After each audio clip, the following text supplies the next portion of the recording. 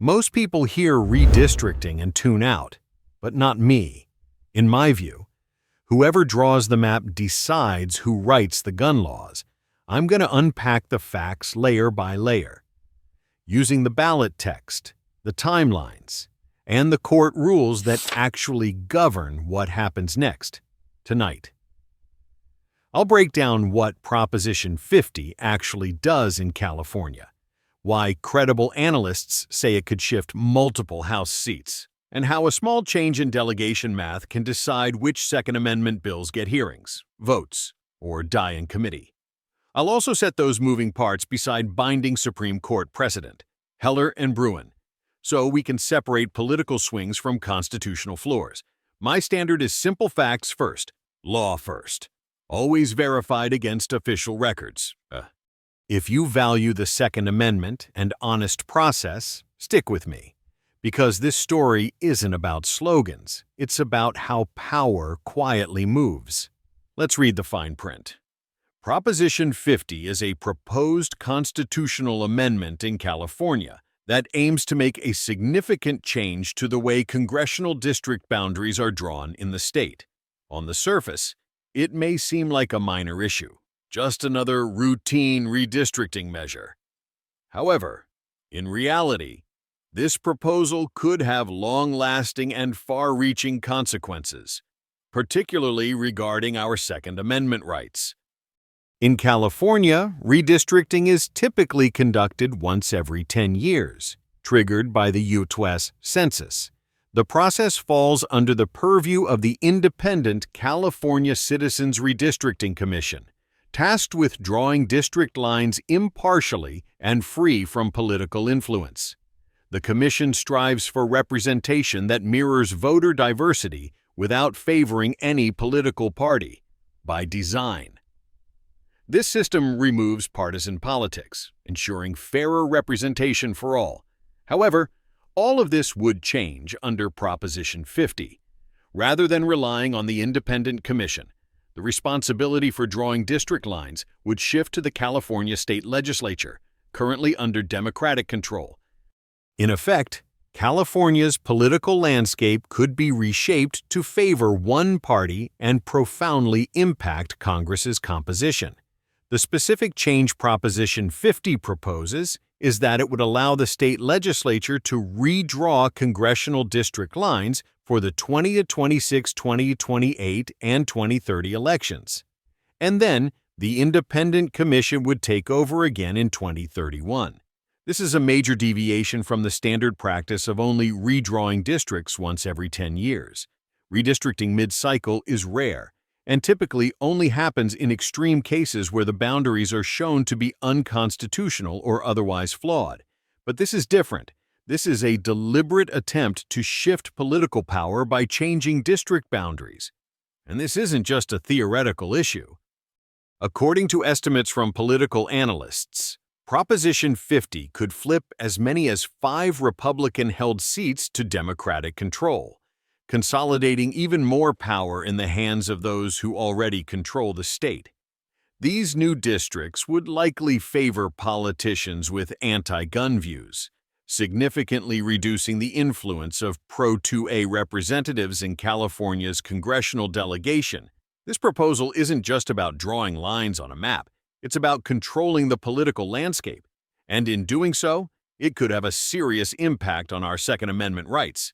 If Proposition 50 passes, it would mean a shift toward more anti-gun legislation being passed through Congress and potentially fewer opportunities to defend or restore our gun rights at the federal level.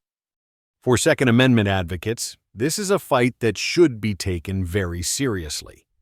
To understand the stakes of Proposition 50, it's crucial to look at the political figures and groups behind it, and why they're pushing so hard for it. Governor Gavin Newsom and the Democratic-controlled California State Legislature are the primary forces behind this initiative. Their goal isn't just to address minor redistricting issues.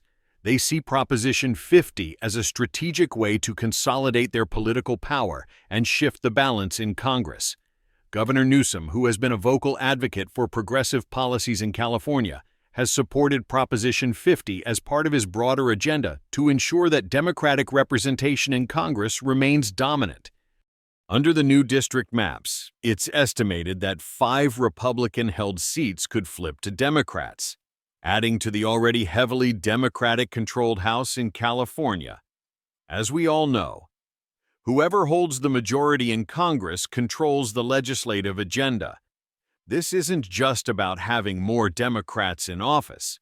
This is about creating a supermajority, one that could make it far more difficult for conservative voices, particularly those who champion the Second Amendment, to be heard. But it's not just the Democratic politicians who are pushing for Proposition 50. It's also backed by political consultants and power brokers who stand to benefit from the redistribution of power. For example, with more Democrats in Congress, political action committees PACs that align with left-wing causes would have even more influence in shaping federal policy. This includes policies that directly impact gun control legislation. There's a clear political advantage to redrawing the map to favor one party, especially when it comes to ensuring a more favorable environment for passing progressive laws, including anti-gun legislation. With a Democratic majority secured in Congress, policies like stricter background checks, limits on assault-style weapons, and expanded gun bans could gain traction and advance without much resistance. But the real danger for Second Amendment supporters is this. With the Pro-2A representatives pushed out of California's House delegation, it's going to be harder to fight back against those kinds of restrictions at both the state and federal levels. And the reality is, this could set a precedent for other states to follow suit, drawing district lines in a way that silences Pro-2A voices and weakens our representation across the country. In other words, Proposition 50 isn't just about redrawing district maps. It's about ensuring that anti-gun policies have a better shot at passing, both in California and on a national scale. And that's exactly why we need to pay attention to this now, because if this passes, it could be a game changer for the Second Amendment, and not in a good way. What Prop 50 changes? Exactly. California voters approved a temporary shift from maps drawn by the Independent Citizens Redistricting Commission to legislature-drawn congressional maps for the 2026, 2028, and 2030 elections. After the 2030 Census Authority returns to the Independent Commission. That's not speculation. It's spelled out in the official Voter Information Guide and the Legislative Analyst's Office Summary. Why mid-decade maps matter. Redistricting typically happens once per decade. Prop 50 authorizes a mid-cycle redraw that alters who holds power in the USC's House for the next 3 cycles.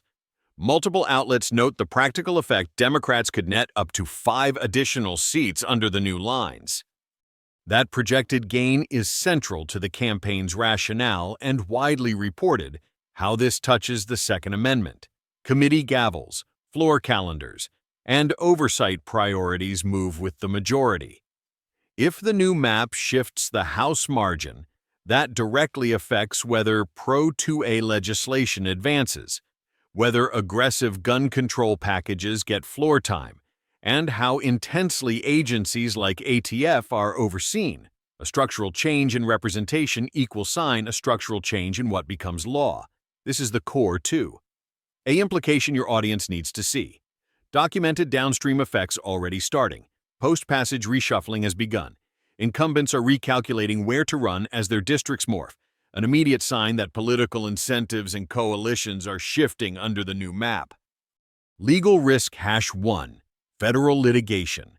Within days of the vote, California Republicans filed a federal lawsuit to block the map, alleging unconstitutional race-based gerrymandering equal protection claims under the 14th and 15th Amendments.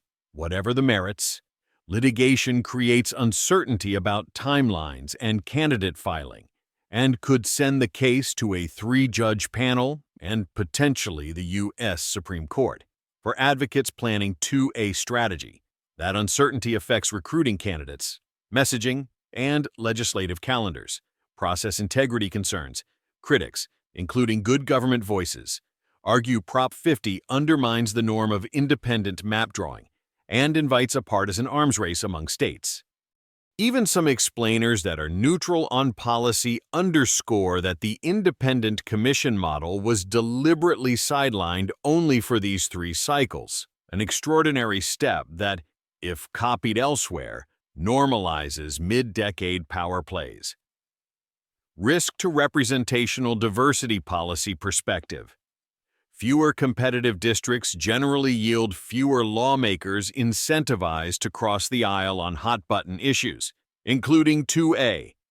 If California's delegation becomes more uniformly aligned with gun control priorities, expect fewer swing votes on the House Judiciary/Rules Committee and less appetite to rein in expansive interpretations by executive agencies.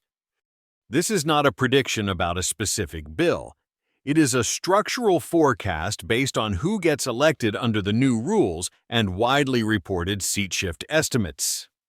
Bottom line constitutional framing. The map is policy. By altering who gets a seat at the table for 3 federal cycles, Prop 50 changes the baseline for any national debate, including the Second Amendment. Even if courts ultimately uphold these maps, the prudent 2A posture is to treat Prop 50 as a force multiplier for federal gun control efforts and to recalibrate advocacy, candidate recruitment, legal strategy, and congressional oversight engagement. Accordingly, as we've established, Proposition 50 isn't just a California issue, it's a matter that impacts Second Amendment supporters across the country. While the direct language of Prop 50 doesn't mention firearms or gun rights, the political shift it instigates could have profound implications for our ability to defend and preserve the Second Amendment. First, let's talk about the direct link between redistricting and the political power structure. In a state like California, where the majority of congressional seats are controlled by Democrats, Proposition 50 would effectively eliminate much of the Republican presence in Congress. If those 5 Republican-held seats flip to Democratic control, as projected, it will give more power to anti-gun lawmakers who are already eager to push for more restrictions on our Second Amendment rights. When you lose even a few seats to anti-gun politicians, the chances of getting pro-gun laws passed, or even defending existing ones, diminish significantly. In Congress, it's not just about which bills are introduced, it's about who controls the committees that shape those bills. The House Judiciary Committee, which deals with the majority of gun-related legislation, will have a much different composition with more anti-gun members holding seats. That means that bills to expand gun rights or fight against gun control will face significantly more resistance. Meanwhile, pro-gun legislation, such as measures to protect concealed carry or restore Second Amendment rights in states like California, will find fewer champions in Congress, especially if those voices are eliminated by redistricting. Second, we cannot ignore the domino effect that California has on the rest of the nation. As one of the most populous states and the trendsetter in many national policy areas, the shift toward more anti-2A policies in California sets a dangerous precedent for other states. If more states adopt similar practices, redrawing districts mid-cycle to consolidate power, they could marginalize pro-gun voices and push through more restrictive gun laws at the federal level. Finally, grassroots gun rights advocates need to be especially vigilant. If Prop 50 passes and redistricting reshapes California's political map, it's not just about waiting for national elections to fix things. Local activism, down-ballot races, and efforts to challenge incumbents who support gun control will become even more critical. Gun owners and Second Amendment defenders must step up to ensure their voices are heard, not just in the presidential race, but at the state and local level as well. In short, Proposition 50 is a tipping point, and the consequences of ignoring this issue could be dire for our Second Amendment rights. If this passes, We're not just looking at a few district lines being redrawn. We're looking at a fundamental shift in the balance of power that could severely impact the future of gun rights in the United States. So, as we've discussed, Proposition 50 isn't just a California issue. It's a critical turning point in the ongoing fight for the Second Amendment. It's more than just a redistricting measure. It's a deliberate political move designed to shift power in Congress, potentially reducing the voice of pro-gun lawmakers and making it harder to defend our constitutional rights. Whether or not this proposition passes, the lesson is clear: we must stay vigilant in both understanding the technical aspects of these political shifts and acting to protect our rights, both locally and nationally. If Proposition 50 succeeds, we could see a major setback for gun rights, not just in California, but across the nation. We cannot afford to stand by while decisions like these reshape the political map to the detriment of the Second Amendment. If you care about preserving the freedom to defend yourself and your family, now is the time to get involved, stay informed, and fight back. Thanks for watching.